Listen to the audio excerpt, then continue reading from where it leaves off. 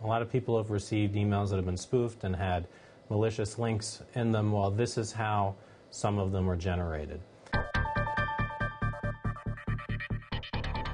Forging a user is as simple as typing in whatever recipient I want to appear there, and then I've targeted my user, in this case, a really important executive. I want the user to see whitehouse.gov/FBI.pdf, but in reality, it's coming from this other conspiracy server that I run, that I operate.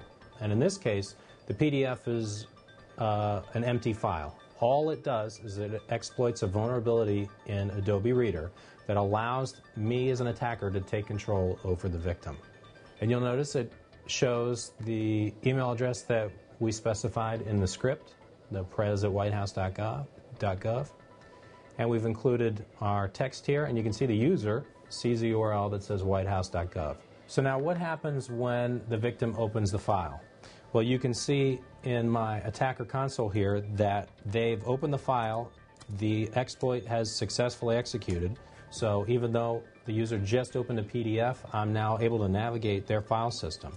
Maybe there's something in a particular directory that I want to download. So now I successfully downloaded a file from this user's system. I can also do other things. I'm going to instruct my malware to take a picture of me through this compromised computer. So now you can see that I've gone ahead and successfully captured a snapshot using the webcam. Now let's go to another level. I want to know everything that this user is typing. So now what I'm going to do is I'm going to issue a command to start scanning and logging all the keystrokes that the victim user types on their computer. And let's go back to our command and control server and see what we've logged so far. So you can see that in this case, my Gmail history was in my history bar, but if you were an attacker and you saw https://gm, you're going to assume that this user is logging into Gmail.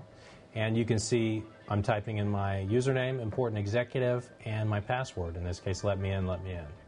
So this gives me total control over the things that are typed on the user's keyboard.